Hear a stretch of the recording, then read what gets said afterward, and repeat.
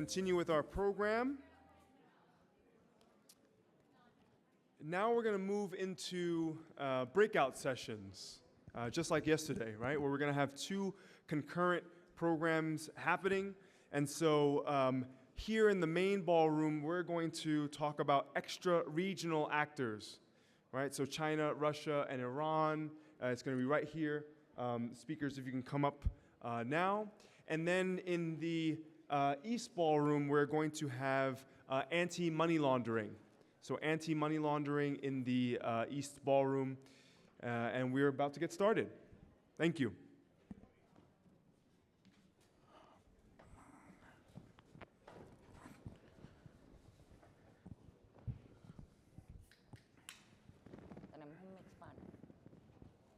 Yeah, you're in the center. Okay, so good afternoon, everyone. I think we have a great panel for you here today. And we hope, I liked the expression yesterday to bring you out of your lunch coma. I hope we do that through discussions, and I'm sorry that I'll be the visual drag on this panel or with this food, but I look forward to a very interesting discussion. We're talking about the external regional actors, and I'm happy to say that we have on the panel people that have contributed to what Admiral Alvin Halsey yesterday was talking about, both in terms of China, Russia, transnational organized crime, and threats to democracy. So I'm really looking forward to an exciting panel. We're going to go through 2 rounds of questions that I'm going to lead in, so we hope we make it entertaining to you. I think the topic is very, very interesting, and of course we come after the transnational, the organized crime session that we just had. Then after 2 rounds of questions, we're going to go on to suggesting what can be done about the issues that we discuss. And then I'd like to open it for questions. So please prepare that, and we'll be aiming to finish at exactly 2 p.m. One of the things that I've noticed is that clearly there is a bilateral agreement, the bipartisan agreement in the U.S. about China being the kind of big strategic rival. But clearly there is one thing, and I also saw Professor Grossi's announcement about nuclear activities. Russia has been a much more powerful, much more malign, much more sharp power-focused adversary, including by bringing out a lot of threats about nuclear annihilation, which we in Europe have clearly felt. But also they've brought in, and it has been again with Russia's kind of start, they've brought in Iran, they've brought in the BRICS, that has been much more active in the past couple of years. So I would like you to, when we're discussing, when we're talking about, I'd like to focus on how each of these actors individually, but also together, reinforce each other, and what does it mean for the security of Latin America and in the Caribbean, and of course, what can the U.S. and the EU, or the West, if we could still talk about that, do. Let me start by turning to my colleague Vladimir Rubinsky, whom I'm sure all of you know, and who worked with us on developing the Kremlin playbook in Latin America, which, if you haven't picked up, I'll do a little bit of a PR stop. That you could go outside of the CSD stand and pick up a copy. But Vladimir, you've done a lot of work, and definitely on Russia in the region. So I wanted to start with your take on what do you see as the role of Russia in the region of Latin America? And is it strategic also? Are they cooperating strategically with China? Or is it a standalone? Is it a competitive strategy? What do you see there? Thank you very much, first of all, for this opportunity to address this very interesting event.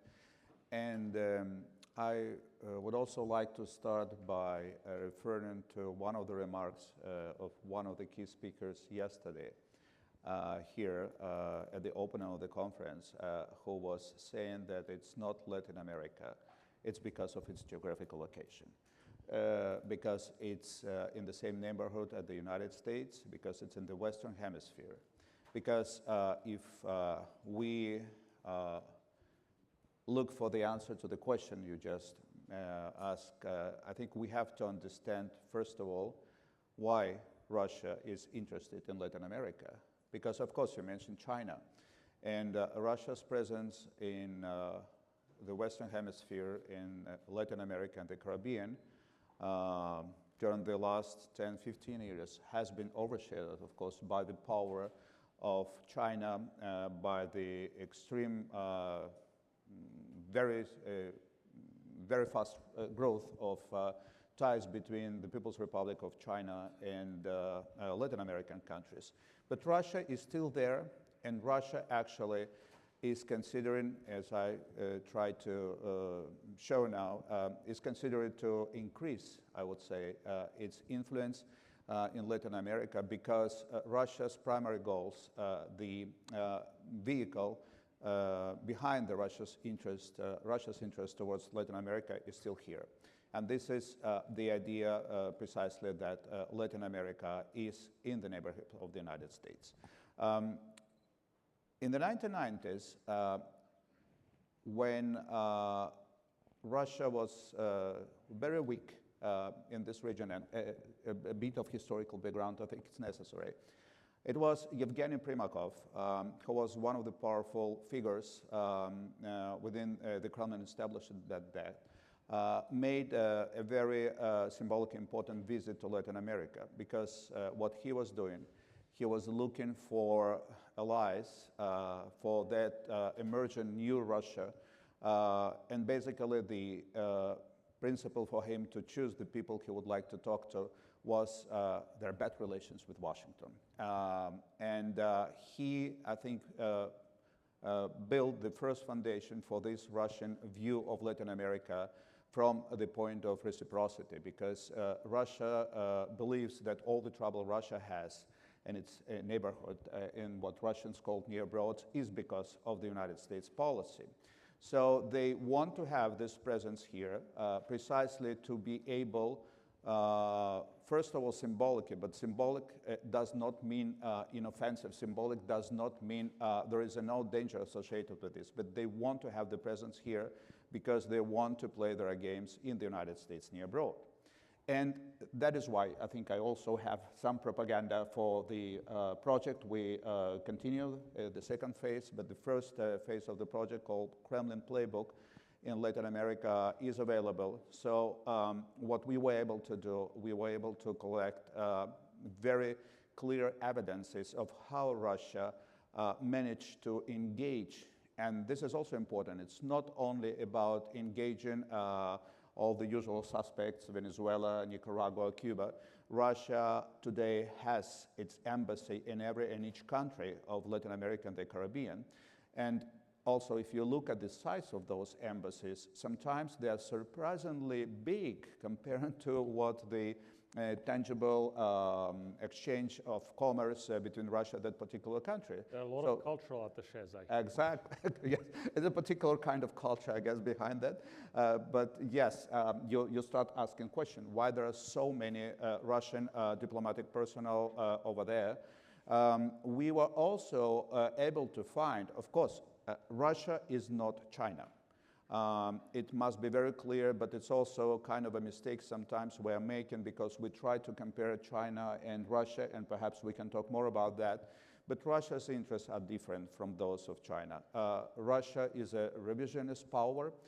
Putin is determined actually to be the destroyer of the world political order. He imagined himself, I believe, the guy who would like to reshape the world infrastructure. Of course, the war in Ukraine demonstrated it clearly. So when Russia is dealing with Latin America, what they want to do, they want to create specific types of dependency on a certain delicate and very sensitive sectors of the Latin American economies in the first place. Take, for example, Brazil. When we started doing this project, we already knew about this kind of links between Brazil and Russia, but when we start to digging in and looking at all the scale of how Russia managed to create this size of dependency. Russia, for example, controls 40% of all the fertilizer that supply the Brazilian agricultural sector. If tomorrow Russia decides that they want to cut the supply of the fertilizer, there will be catastrophe, not only for the Brazilian agricultural sector, but also for those countries that depends on Brazil's food supply, talking about China, but also talking about the United States. A certain percentage of that produce goes to the United States. And Russia does not hesitate to use this kind of dependency.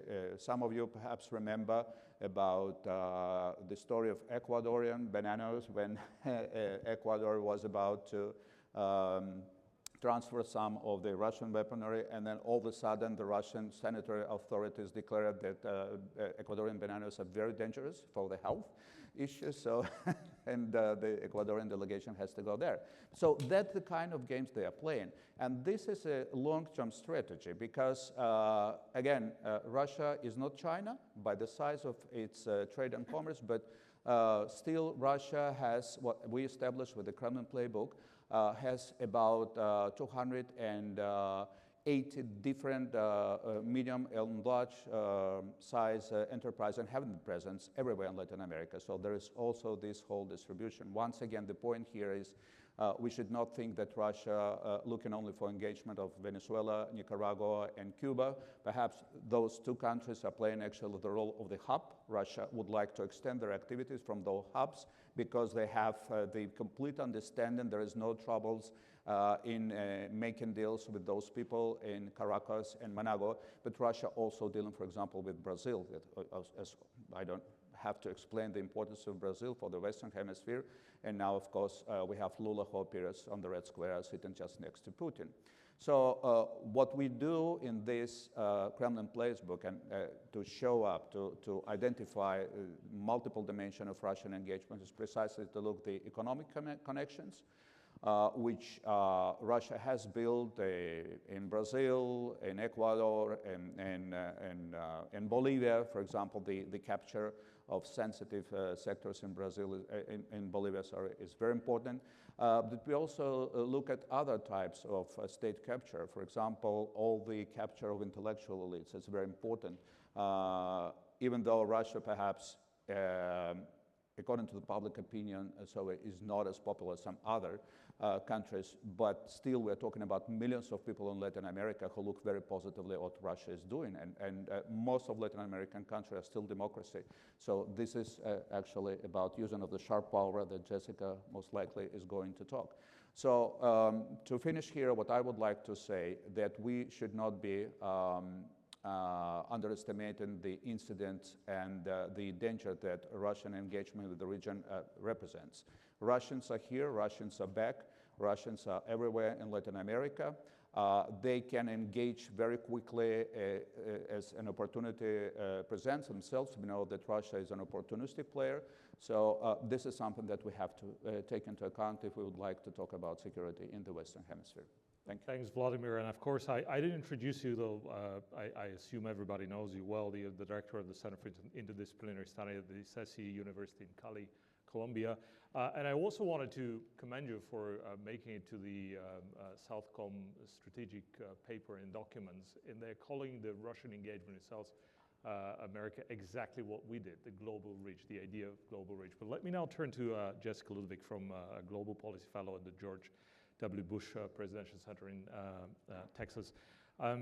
Jessica, we heard about Russia, China, Iran. How do you see, do they have a kind of common objective, common goal? Are they strategically aligned, or are they acting haphazardly, each and every one of them?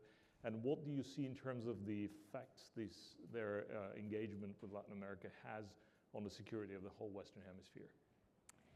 First, let me start by thanking FIU, of course, for organizing this event, and Ruslan and the Center for the Study of Democracy for putting together this panel and giving us the opportunity to talk about these issues.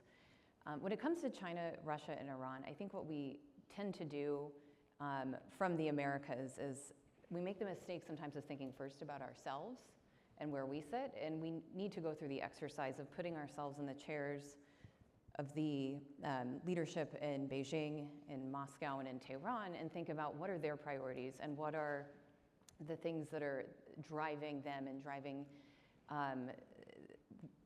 and shaping how they're going about projecting their influence and engaging with far-flung parts of the world, or places that might feel far-flung from their own capitals, like the Americas.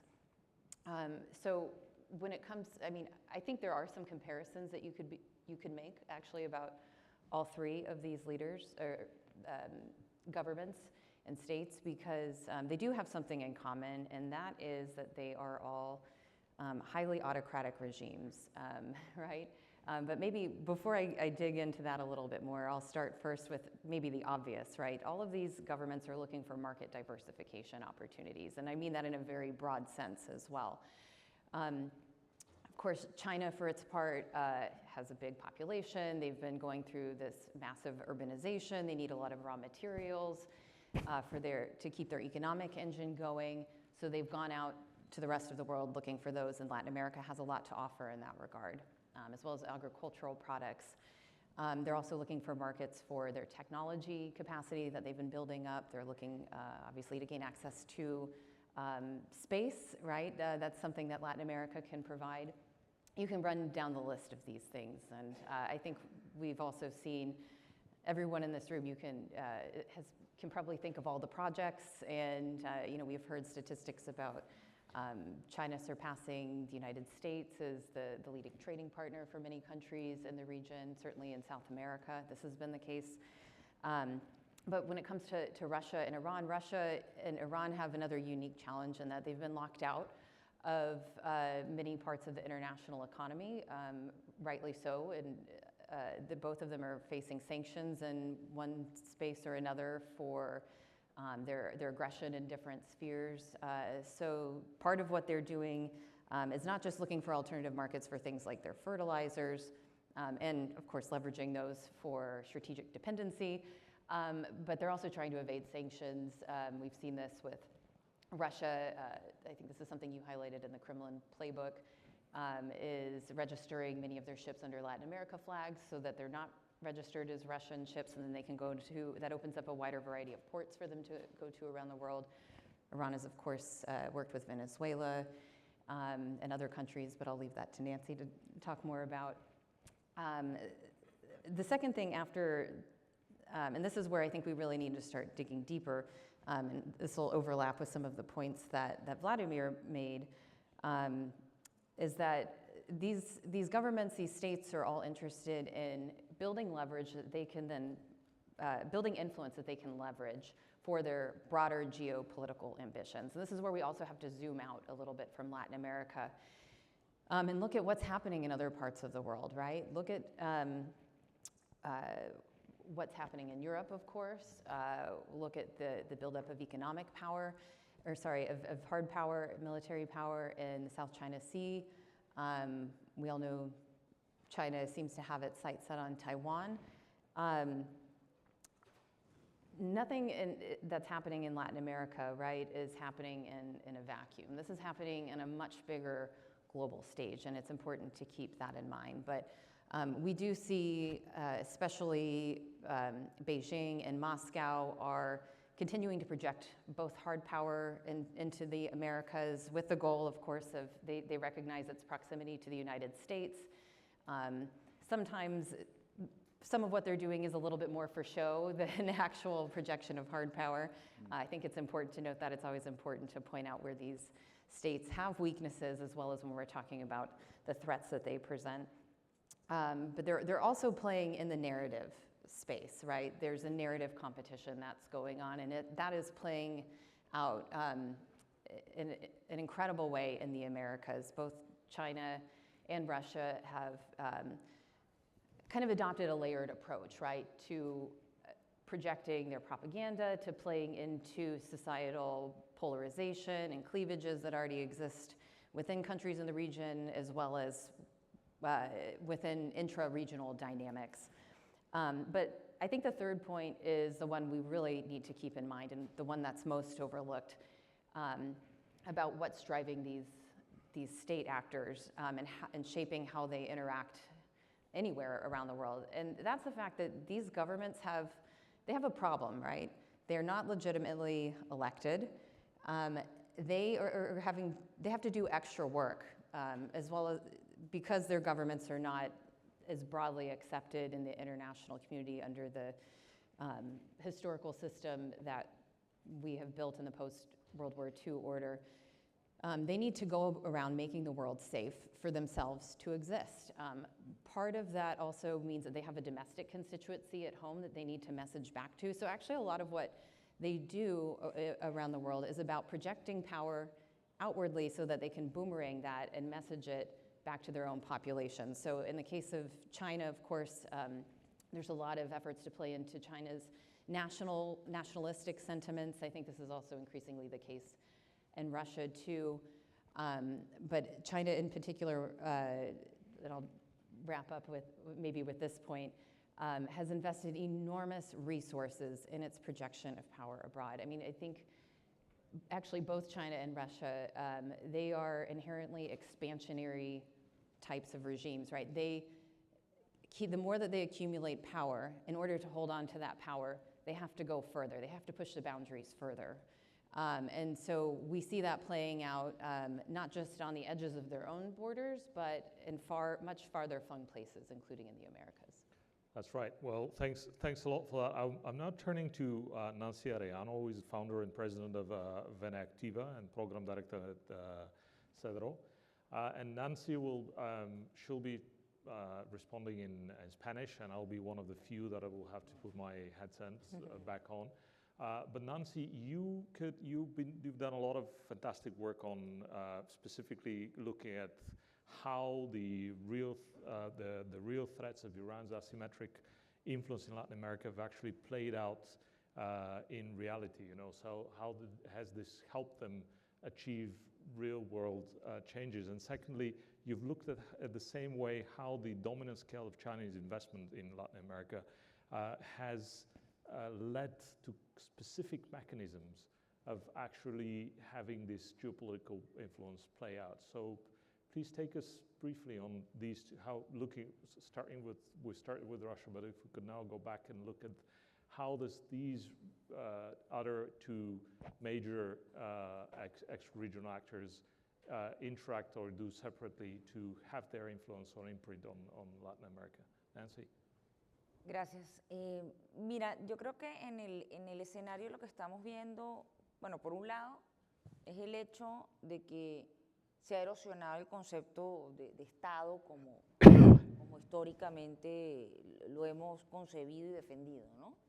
Y me refiero no solamente al típico término weberiano del monopolio de la fuerza coactiva, que en lo más mínimo debería ser el centro de lo que el Estado es y significa, sino que estos actores en el poder, en nombre del Estado, han cedido soberanía y se han coludido con actores para Estado. Y esto ha funcionado a diferentes niveles, no solo en términos del poder coactivo, y ahí vemos cómo, con el caso de Irán, por ejemplo, con el caso de los grupos paraestatales en la región, coludidos con el gobierno en el caso de Venezuela, donde tenemos lo que se ha denominado un Estado híbrido, y ese Estado hibridado llega a unas relaciones interestatales que también ocurren en distintos niveles, en niveles formales Estado-Estado y también dentro de los actores que operan en negro y en gris dentro de la esfera de influencia como el proxy que representa Hezbollah para Irán, por ejemplo, y vemos acuerdos de formación incluso bélica o para actores paraestatales dentro de los territorios. O lo que está ocurriendo ahorita con Irán y Venezuela, que tiene más de 270 acuerdos en los últimos 15 años, y en el marco de esos 270 acuerdos, con un montón de proyectos fallidos en materia de metalmecánica, fabricación de tanques, de autos, etcétera, de tecnología, sí han tenido algunos aciertos en fabricación, por ejemplo, de drones y de algunas armas, y ahorita están montando una fábrica de drones dentro del territorio venezolano.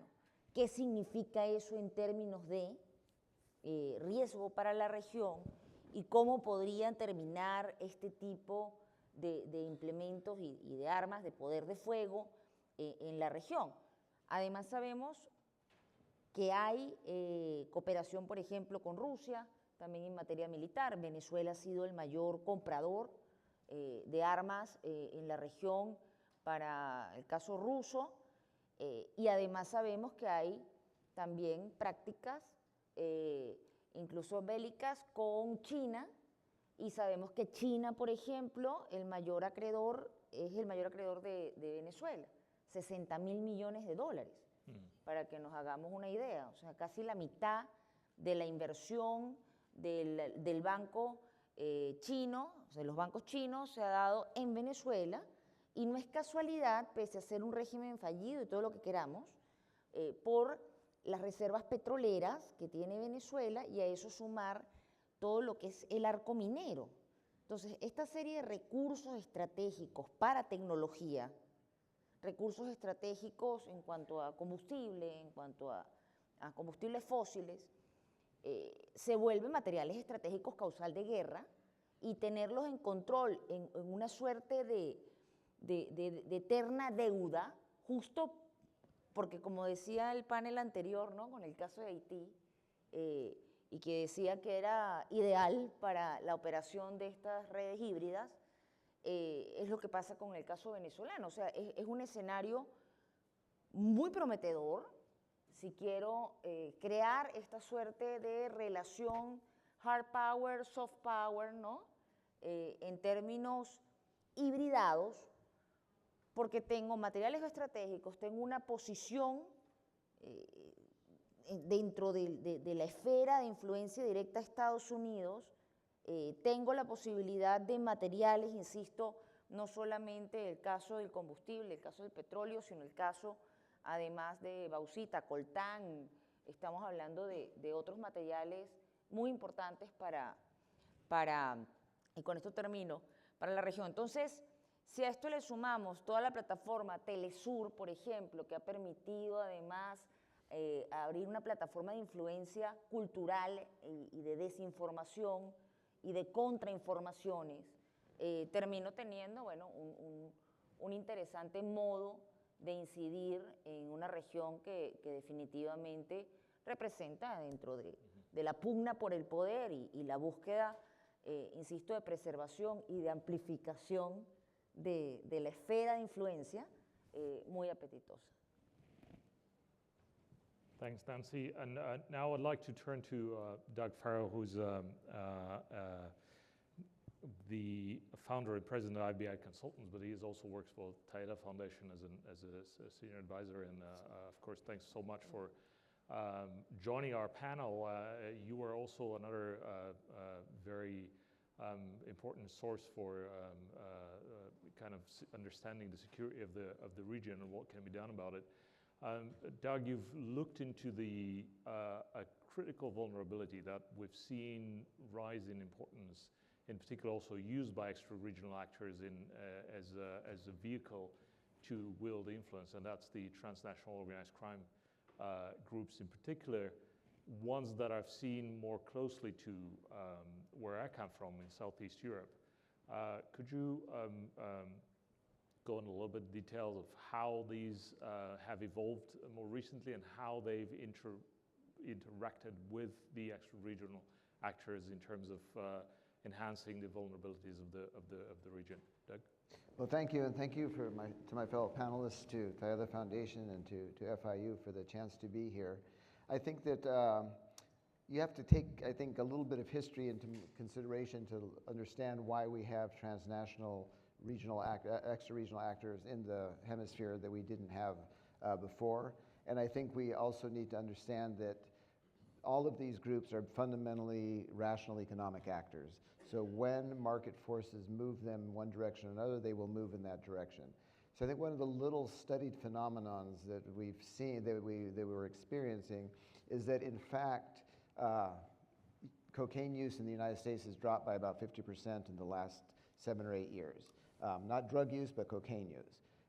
Cocaine here in Miami and around is $17,000, $15,000, $20,000 a kilo.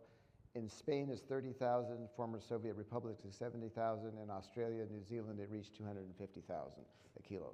So what does that mean? It means people are going to go where the markets are most attractive. And as I talked about in my earlier panel, I think we're in this fourth wave of transnational organized crime where we now have new actors and new products. So instead of focusing on cocaine, these groups can now focus on precursor chemicals for methamphetamines, precursor chemicals for fentanyl. All of this changes the dynamics of groups that once were sending one product, cocaine, to one market in the United States. Now you have a dozen markets with a dozen products and a dozen different groups involved because it's all lucrative.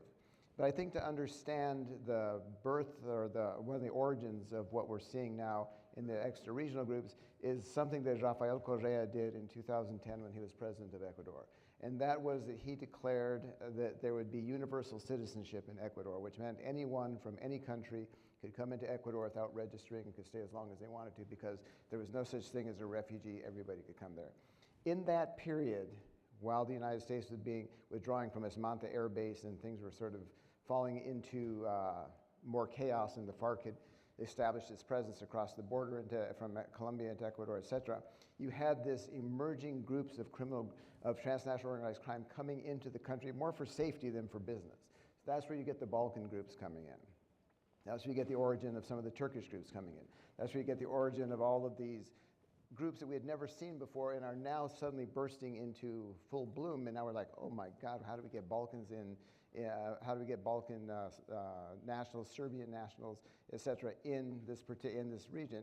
And one case I worked when I was still working with the U.S. government on a lot was in 2017, there was a shipment of 17.5 tons of cocaine seized in Philadelphia. It was the largest seizure in the history of the United States at that point. I was asked to work on it, and so I called folks I was supposed to work with, assuming that the cocaine had gone from Venezuela to Philadelphia, just on the Atlantic coast. Mm-hmm. And my investigator that I was working with in the region said, no. He said, we know the group that helped them break the seals of the containers as they passed through the Panama Canal. And I was like, Panama Canal? Like, what are you talking about? It turns out, long story short, the ship had started in the port of Coronel in Chile. And then as it moved up the coast, it loaded some cocaine, and then by the time it got to Ecuador, they were having lines of go-fast boats. They had a thing on the ship that could lift the cocaine out of the go-fast boats. The go-fast boats would cut off and peel away. And when we were doing this, the investigator for FBI was looking at it and said, look, the U.S. military would have a hard time carrying out an operation on high seas as seamlessly as this group did. But what made it super interesting was that the entire crew was from Montenegro. Half of the cocaine shipment was going to Antwerp, half was to stay in the United States, and you had involved, the cocaine had originated with the FARC dissident groups in Venezuela, been flown across into Ecuador, and you had a German registered ship working with a Montenegrin crew moving all, and it was like, holy cow, this is it. This is the case that shows how these different groups emerge. And why are they so difficult to deal with? Because nobody speaks the languages that they're picking up on the intercepts. Who's going to be speaking Balkan languages in Ecuador listening to all this stuff? Assuming you had the interest in actually stopping this from happening, which is also, I think, an ongoing question. At an upper level, and Pablo Ceballos and I have done a lot of work on this, I think in the upper levels of transnational organized crime, you have a certain stability in the high atmosphere. And that is, the stability is maintained by groups like the Ndrangheta, which are probably the most serious criminal organization in the world and are now acting as sort of referees, cops, traffic cops on how illicit products move across the globe. They have a certain level of stability. They contract out in South America often to the Albanian mafias, who are now not only in Ecuador, but spreading across the region. And then what's driving the violence at the lower levels, and I think Pablo talked about this a little bit earlier, is the fight for territory, because these groups can say, we want access to the port of Guayaquil. Whoever gets us that access, we'll pay for that access.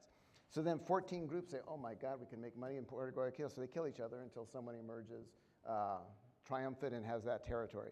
So what you see if you look at violence across in Ecuador and in Chile and in parts of Colombia, you see these spikes of violence and then it disappears. Spikes of violence, disappears. Those are the territorial fights that people fight, win, move on to the next phase. So what does that mean in terms of what is being offered to the cartel Jalisco Nueva Generación or the Sinaloa cartel? It means that they now have an enormous amount of opportunity to launder and move their funds through any number of pre-existing networks, because the Albanian mafias got their start smuggling cigarettes into Russia in the 1920s, you know? So they have roots established. All they have to do is plug in another product. Off it goes, and they're making much more money than they would selling the product in the United States.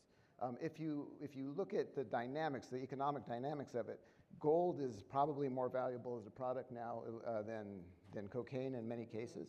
You have human beings, of course. You have weapons. You have all of the normal consortium of things, plus the synthetic drug phenomenon on top of it with its precursors in that market that's opening up. So where are you going to move all that money to? And one of the things I think you see the impacts, I don't think it's necessarily directly related in this idea of constructing a multipolar world that China and Russia push so strongly, is that you will de-dollarize all of the economies. If you can get your money into an Albanian bank where we have no visibility, you're great. Nobody, it doesn't have to go through New York. OFAC's not going to look at it. Nobody's going to say, oh my God, that's a suspicious transaction. You are now in an entirely different realm of operation which the United States and Western Europe can't see and can't touch. So you're opening up this whole world of possibilities to very creative people. And I'll just close by saying what I think we have to understand is that all the main actors in the region, particularly Russia, I would argue that in the work we've done, I think China is a rational imperial actor. They know what they want, and they like stability, and they want to go get that here in the hemisphere. Whereas Russia is seeking chaos and destruction of anything related to the United States, which means, and we've written about this and published this in its spreading, is that Russia provides some of the most sophisticated surveillance equipment in the world on internet servers in Chile to be sold to criminal groups across the hemisphere. And we've identified groups in Paraguay, we've identified groups in Mexico and elsewhere that are buying that in its SORM technology, which is the best in the world for monitoring this. And they put on their website, which is fascinating, all the things they can do. Oh, you want to know where Vladimir is? Well, we can tell you where Vladimir is, and if we want to block Please don't.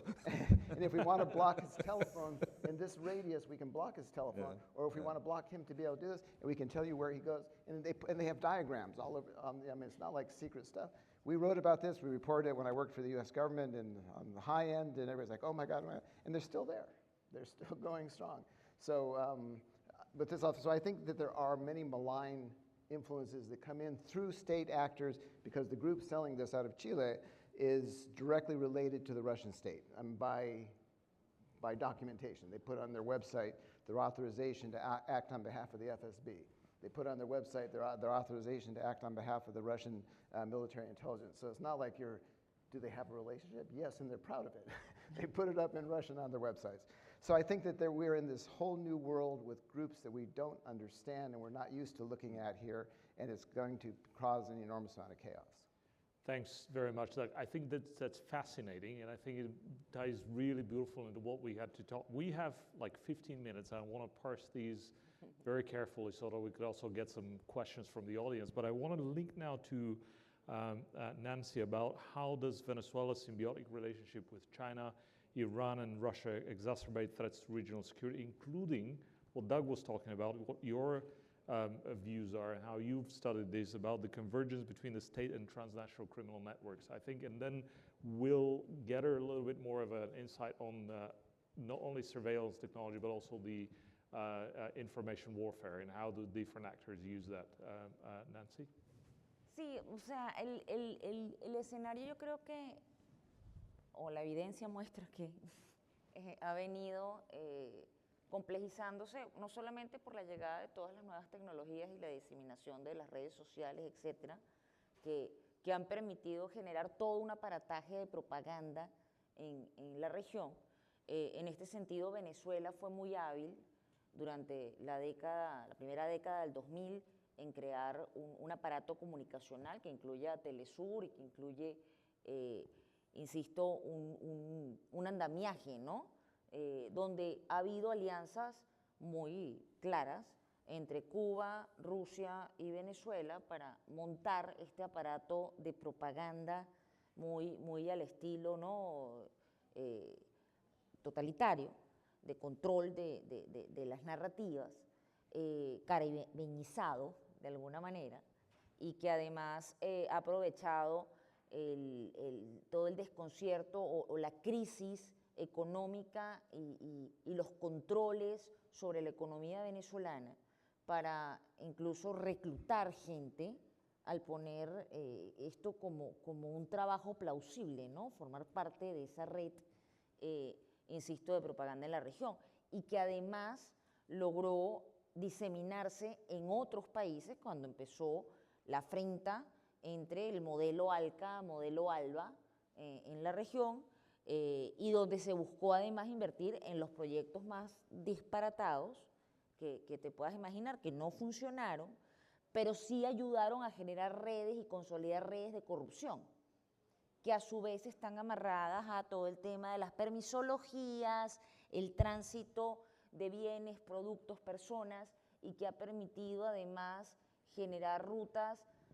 De por sí tenemos fronteras porosas, tenemos economías criminales que tienen décadas, como el caso de la cocaína, y que además se han visto alimentadas con la crisis migratoria, y que además se han visto alimentadas por una diversificación, ¿no?, de productos y servicios en la región, más todo el nacimiento de una economía en negro, cuando hablamos, de unas finanzas en negro, perdón, cuando hablamos, por ejemplo, de las criptomonedas, etcétera.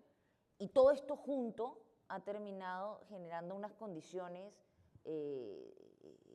particulares, no solamente para los planes Hezbollah, que ya estaba presente desde los años 80, no solamente para Rusia, que ya estaba presente desde mucho antes, con la influencia del PECOS y en la región, o China, que también estaba presente. Recordemos que todos estos grupúsculos no estuvieron ausentes pese a no tener el dominio del modelo económico, no hayan sido exitosos en los proyectos político-económicos en la región, pero formaron parte de un sustrato que se mantuvo latente y que se fortalece en la última década a través de este modelo híbrido, ¿no? Hibridado y estas nuevas formas que representan amenazas con el uso de la tecnología. Thanks. I wanted to go very quickly back to Doug, because you mentioned the use of surveillance technology by organized crime groups, and how does this loops with Russia, for example. But what about the information warfare? Are they colluding with, or in a way colluding with Russia, China, Iran in actually persuading everyone that it's actually the democracies or the democratic vision that the West has been kind of proposing or a proponent of is somehow a wrong idea? You know, have you seen this? We've done a lot of work on Russian disinformation primarily in the region, and some of it with Vladimir here. And what we think, what I find fascinating about the Russians is that they first they work through Telesur an enormous amount, which gives them a local legitimacy that the Chinese have never obtained. And second is they have the capacity to work with the traditional allies in the region, but they also have a tremendous capacity through Alexander Dugin and folks on the far right of the Russian political constellation to reach groups that are not traditionally right. So Tucker Carlson now talks to Alexander Dugin. Bolsonaro's people talk to Alexander Dugin. When Lula I saw a profile of Dugin in Wall Street Journal. Yeah, exactly, I mean, exactly. It's amazing. But you have this moment where you had Bolsonaro dealing with the Dugin wing, and then Lula's elected, and they just switch the chip, and they go right back and keep going, because they say in Spanish, como si nada. So yes, and the other thing I'd just add quickly is that the Russian media campaigns are incredibly cheap and incredibly effective, whereas the Chinese campaigns are incredibly expensive and incredibly ineffective in changing the dynamic internally, and I think that goes to the ability of the Russians to use influencers like Enof and Ogenova and people who are Russian, who understand the Latin culture and really message well. Thanks. I would Just like to.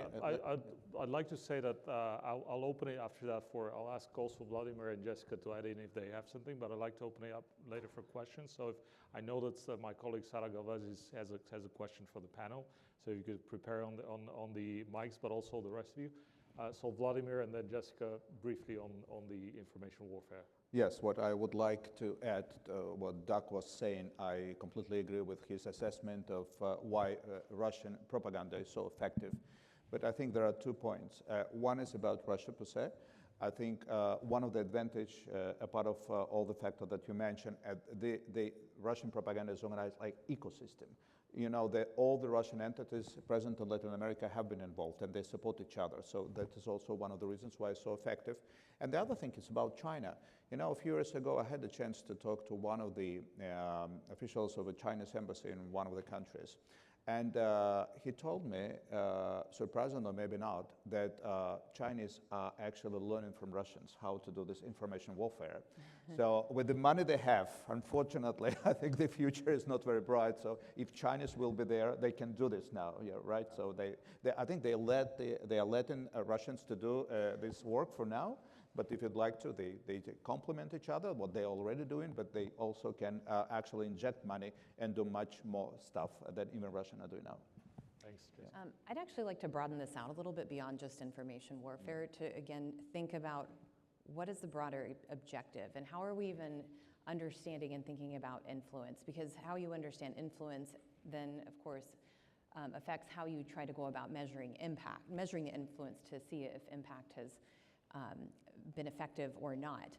I think in the case of Russia, of course, they do very well playing to the chaos. They can do things on a dime relatively, especially relative to China. But I wouldn't discount all of the efforts that China has invested in Latin America because they do, it's much more than just propaganda, right? What they're actually doing is working very methodically to cultivate relationships, right? They've been tilling the soil in the region for a decade now with the purpose of being able to cultivate relationships all across the political spectrum, all across the elites, all across the region, up and down the government chains, in the private sector, in the media space, in academia, in think tanks.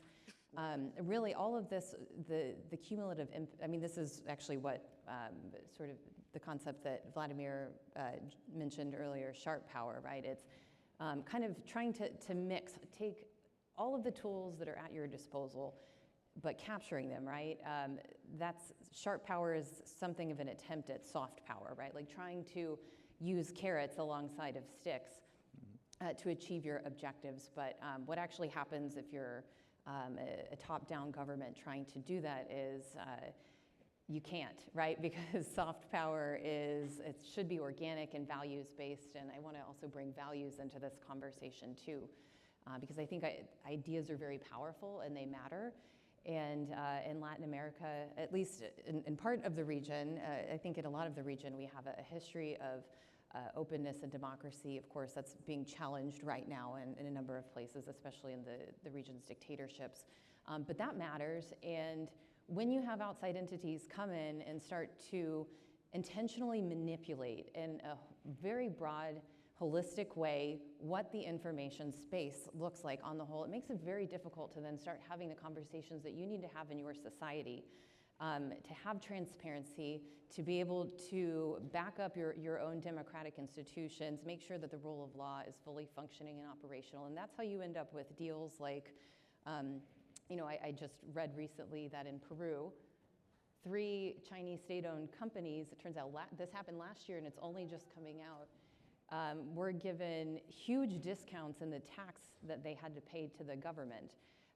In court rulings, there was a series of court rulings that determined that Chinese state-owned enterprises are not trying to make a profit. Therefore, they qualify for a 25% reduction from 30% to 4.99% in their taxes. Wow. All of that happened when the President Boluarte was in Beijing. So why does that happen? It happens when there's a lack of transparency, a lack of public debate, and then you start to see important pieces to your rule of law erode. Thank you. Let's turn now to questions, and I'm sorry, but it will be only one round of questions that we want to, no, just, you could, I meant one round of many questions, but not a second one, so Sarah, please, yes. Okay, so I have 2, but you can connect them. So the first one is how military and security partnerships with these autocratic powers can cement the path for state capture in Latin American countries. And the second one is more related to transnational organized crime, and it's how this state capture by these autocratic powers kind of create an enabling environment for transnational organized crime. Thank you, Sarah. Sarah is a colleague of mine. She worked on the crime playbook in Latin America. Please. Oh, okay. Well, it's more a comment than a question because I've listened to many sessions now, and there seems to be kind of an underlying question generally that arose. One is that democracies are so fragile. They really are. I mean, I listened to, I think, the military officer from Colombia yesterday, gave a very eloquent talk about constitutional law and the rule of law. But the Constitution, I mean, these are, compared to what the criminals and China and Russia, which are not constrained by constitutional populations that care about these rights, they can act very swiftly, very powerfully. So can the criminals. They don't care. But if the United States tries to react domestically, we have no end of people who rise up and say, oh, this violates our Constitution, you can't do this. And as a result, we have our situation that we have today, with China being completely unfettered. I mean, I'm sure Brazil is very flattered that China chooses it for investment, but China chooses weak countries that have something they want. And mostly it's like a bird of prey with a talon. They're going to put a talon in Haiti. If they can take the eels, they'll do that. They're going to put a talon in Brazil to have a grip. And the only, well, not the only reason, but a big reason is because the United States historically has made efforts to create these countries as constitutional democracies. And at the same time, that's been backed up by powerful militaries who then get criticized for just trying to hold the line. It seems almost insurmountable. And I think the only way you really get around it is to create mechanisms whereby occasionally the United States and other Western countries that have a stake in democracy can use force and also help other people use force, or economic force, or soft force, or but whether it's soft or hard, it has to be used in a powerful manner, or else you're just going to have to surrender to people who are not going to follow your rules. And that happens to be a big part of the world. That's all I wanted to say, and I want to thank everyone. It's been very informative to me. Thank you so much. I agree, and also I think it ties in with, we have 1 minute each for a reaction, and I was kind of also, what can we do about it? And I wanted to tie it into the panel, to the plenary panel that we had. You know, somebody mentioned the Magnitsky Act, the Global Magnitsky Act, you know, what the US and Europe could do. But then what is it, and probably on this, Doug and Jessica could say something, you know, what the US or Europe could do, and then maybe Nancy and Vladimir could respond on what could the region do, you know, what could countries from the region do to actually win the hearts and minds. You had a quick question, just a sec, and then linking it to this state capture power that Sarah was talking about, you know, and also what Jessica mentioned, you know, capturing the elites, you know, capturing organized crime groups, you know, how can we actually respond to that with democratic means? Hold your thoughts. Just one last question, and then we go back to the panel for the final Okay. words. I didn't want to pile on more information or more questions, but my name is Kevin Antonio, and I wanted to pick up on certain data points, mostly related to communications. Por ejemplo, are these extra-national, extra-regional organizations, are they sharing compromat? Also, information about compromising information on governments and all kinds of people. Second of all, how close is, I heard you say Andrangheta is good with dealing with the Albanians and mediating sources, I imagine, because they are on the Adriatic side of Italy as opposed to Camorra, who's on the Mediterranean side, right? and maybe they can communicate, they have a long-standing relationship. These are data points, I just want to get a clearance.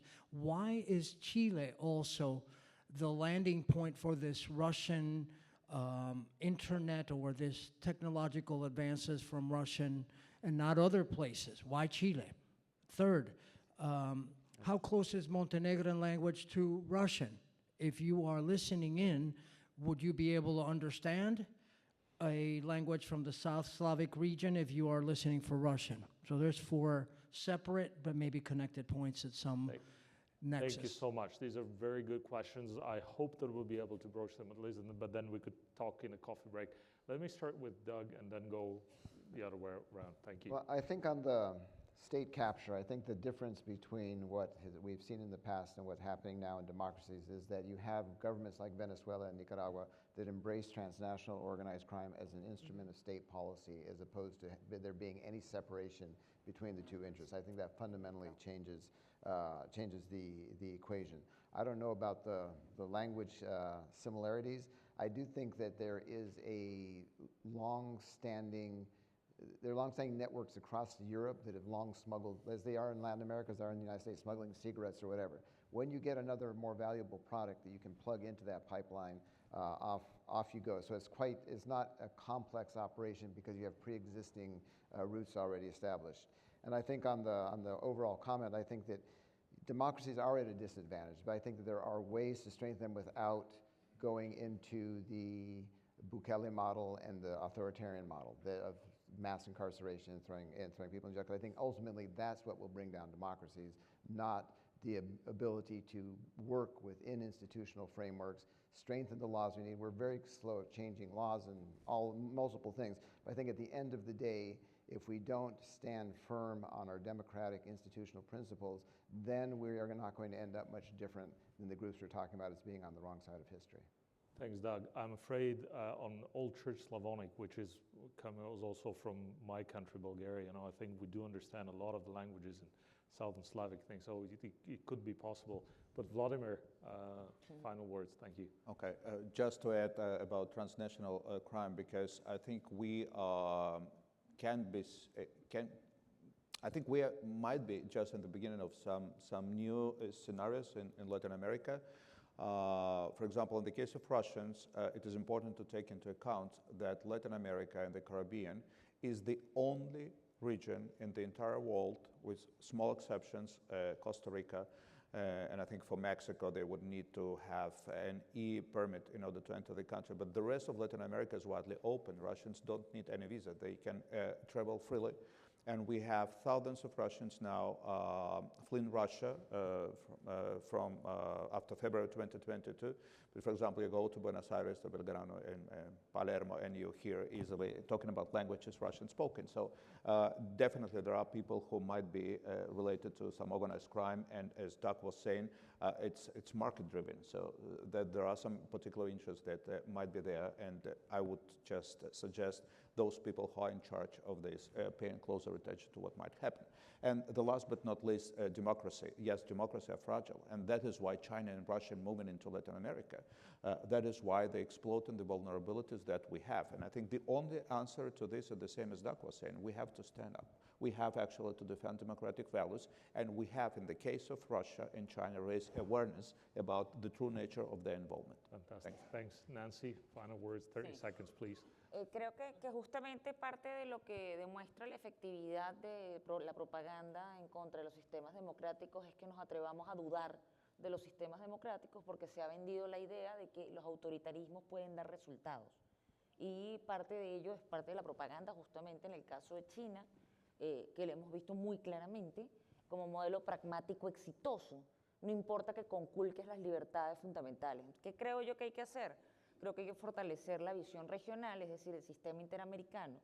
Creo que hay que revitalizar el sistema y entender que el update, mejor dicho, del sistema interamericano en este momento requiere ver las particularidades del mundo que vivimos, sobre todo a nivel de tecnología, porque además tenemos otros retos como la influencia de las tecnologías, en el caso de China, por ejemplo, en el caso de las smart cities, etcétera, que pueden ofrecer además información estratégica que podría verse vulnerada, más con los marcos normativos de China, que la ley de 2017 obliga a las transnacionales, incluso de tecnología, a entregar información al gobierno chino. Entonces, tenemos que fortalecer esa visión de las Américas, justamente en el marco democrático y con las herramientas que se requieren para defenderlo y aprendiendo las lecciones de lo que no funcionó, por lo cual tenemos hoy día a Nicaragua, a Venezuela o a Cuba en la situación que la tenemos. Thank you. And Jessica? Yes, I will try to, as fast as I can, share some ideas for what the United States can do, what the region needs to be doing to guard itself against malign forms of influence, especially those that have an impact on democracy and rule of law in the region, right? Number one, we need an economic statecraft, right? The United States needs a proactive, comprehensive plan.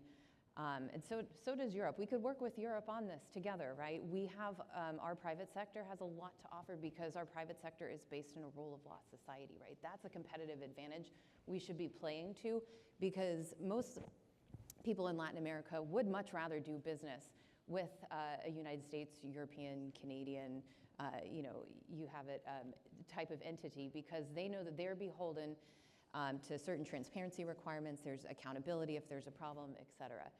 So that's one thing we need to be doing. Two, we need to, I think the administration has done a good job of making frequent visits to the region, right? Showing that it's important to the United States. We should do more of that. We need to be present in international forums and convenings right now. Of course, today there's a China CELAC summit going on in Beijing. That's highly symbolic. Even Xi Jinping's visits to, I don't think just about the most recent APEC summit, but the one that took place in 2016, I believe it was, where he essentially went to Peru, laid out a vision and an invitation. No, this was the previous one for countries in the region to join the Belt and Road, and look at how far they came over the last few years. And finally, the last thing that we need to do is support the ecosystem that's out there that helps shine a light on what China and Russia are doing on the ground, right? We need contextualized knowledge. There's a whole network actually out there of internationally of researchers who know China particularly well, right? And that's the knowledge that you really need. You need to share information so that we can track it across different countries, right? I'm looking at Didi Tatlow, for example, who's done amazing reporting on what's happened in Chile with a China-backed astronomical observatory. But there's a lot of local researchers, think tanks, academics, as well as media outlets in the region that can do this on-the-ground reporting too. Thank you. They just need to be supported. Thanks, Jessica. Well, thanks a lot very much again. Thanks, FIU. Thanks, Leland. Your team's done a great job. Sorry for stretching a little bit, but I think that with this panel deserves it. Thanks a lot to our audience, and please join me for a round of applause. Thanks a lot to a great panel. Thank you.